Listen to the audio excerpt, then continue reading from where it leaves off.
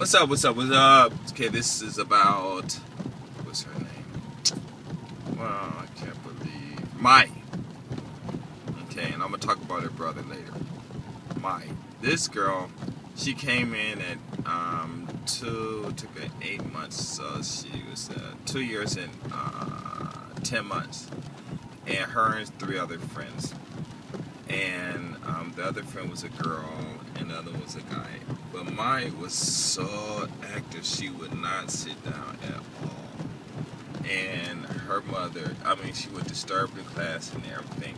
But I told the parents, I said, if they play, let them play and do what they want, because they can still pay attention. They're still paying attention.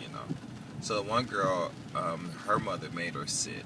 The other mother kind of made her son sit sometimes and let him play. But the one other mother, she just couldn't control her daughter. And it got to the point where you could see the stress building up on the mother. And other parents really weren't really saying anything, because I guess maybe she was the boss or something. I don't know. But so eventually, after about 3 months, I told the mother, I said, listen, the other parents are here. Just let your daughter come to class by herself, and you just sit outside, just wait in your car or whatever. So she was like, okay. Oh my God, I couldn't believe what happened. Okay, so she started, like I would do the ABCs, and sometimes she'd participate, sometimes she wouldn't. None of the kids were really remembering it and stuff that much. And I think it was like after I'm thinking she was like 3 years, everyone had turned 3 years and maybe not 4 months, maybe 2 months, I'm thinking, 1 or 2 months.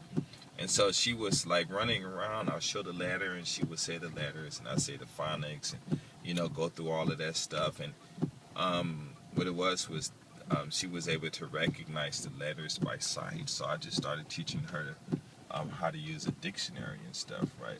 The cops right there. Oops, you guys can't see. So I started teaching her how to use a dictionary, and the other parents are like kind of surprised and stuff, but she caught up real quick and learned and everything. And the other parents are really surprised, and the other mothers, they were like, seemed like, I don't know if they were jealous or not. That's what I would say, but I think they were like thinking like, wow, I want my kid to do this too. So I told the parents why their child shouldn't use a dictionary now, because it was just certain things that they needed to do. But if they wanted to learn, they can learn. So the mothers, they got dictionaries anyway. But Mai ended up learning how to use a dictionary before she was like 3.5 years old.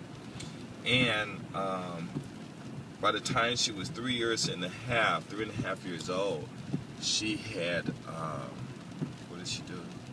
She remembered, took the phonics test and was reading. I ain't lying. She was reading at 3.5 years old. And I was really shocked. So what happened was she ended up changing classes to another class by herself. And her one friend ended up moving to down south somewhere. And the other boy, he was like, she had excelled. And I could say he was behind. He wasn't behind, because he was just on pace, like in whatever any other any other school you would send him to. He was like on pace with the other students and stuff like that. But Maya just blew everything out. So when I had put Maya in a class by herself, and then she ended up being in some classes with some other students who were reading English also, and she just blew everyone out. I couldn't believe it. It was so incredible and stuff. And then when we started the grammar and stuff like that, I had actually made a video of it to show on English Teachers in Japan forum. And I guess what I was looking at, what they were looking at, was really different, because I got a lot of bad messages. I was like, oh my God, But anyway, she ended up doing so well in the class. Like all the kids in that class, I think it was 6 kids, they were getting like, I think the lowest score was maybe a 75 on the grammar test, but most of the time everyone got like 80s and above, sometimes 100. And so once that had finished, with that grammar test, because it was really interesting. It was really interesting. Then we started reading again, and she was just, her reading had just really exploded, because everyone could read, you know, and it doesn't matter what their level was when they were reading and stuff, because if they how can I say it, if their reading level was poor, then by the time they finished with the grammar test, everyone's reading level jumped up at least 50%, you know, or okay, that might be a little high, but I'm thinking at least, oh yeah, at least 30%. And her reading skills were just totally awesome and stuff. So then I started teaching them how to translate Japanese to English, and then I taught that class how to answer questions, English questions in English. So basically what it was they would read a story, and the story would, what can I say, the story would consist of an A and B and stuff like that, and then they would have to translate the best they could. Sometimes they knew it, you know, the sentence and stuff, depending on the vocabulary and stuff. I mean, depending on how vast their vocabulary was and stuff. But it was really cool, you know. And she ended up leaving when she was 5 years old, or going on 6, and to another country. And I got a message from her mom, and her mom was saying, like, the teachers over at the international school where she was at were like really surprised, because she was only 5 years old and she knew a lot. So they asked her, hey, you know, where did your daughter go to school at? You know, she must be going to really high prestigious,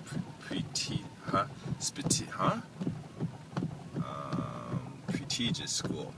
And the mother was like, no, she went to a regular English school. And I'm like, well, how many hours was it a week? You know, and then she was like, oh, just 3 times a month and 1 hour a week, and that was it. And they're like, ain't no way in the world she can learn this doing that. And she said, no, it's the truth, you know. And it was really interesting. Oh my God. And her brother, he did the same. He was just wild and whatever, you know, and he ended up passing the test, and ended up, I think he started reading, but right before he either passed the test, right when he started reading, or as he started reading is when they left, though.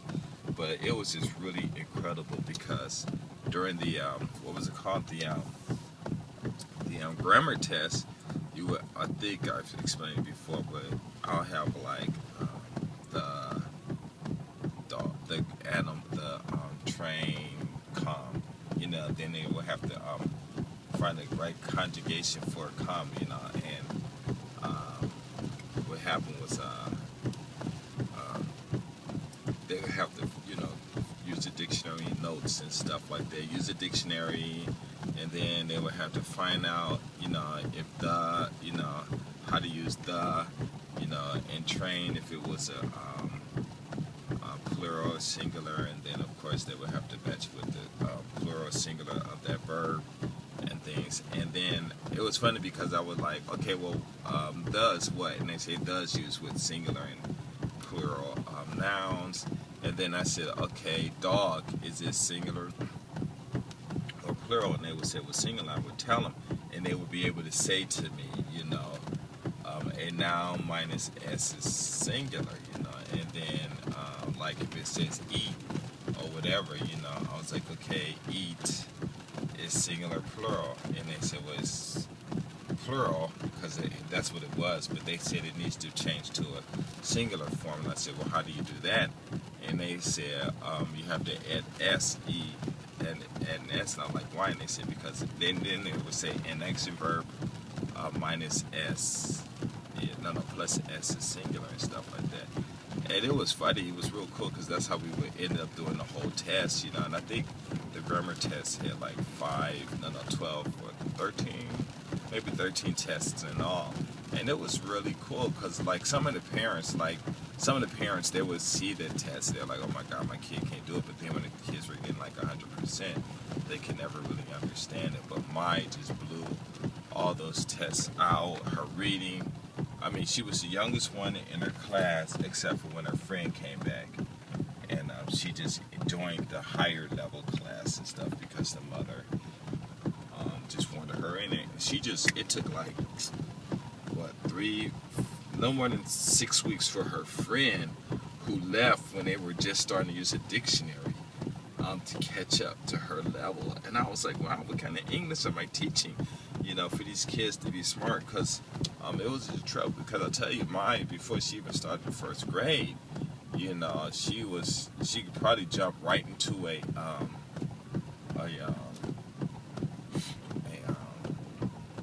junior high school or probably even a college class, because most of the people out here, their English is really poor and stuff. They probably do just as well.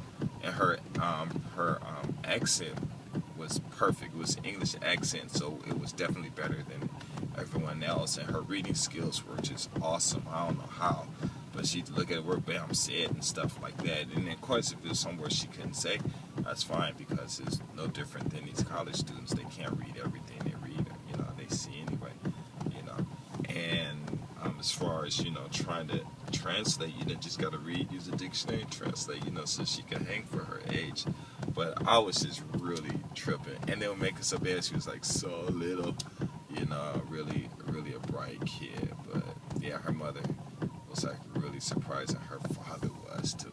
But anyway, that's it. I'm out.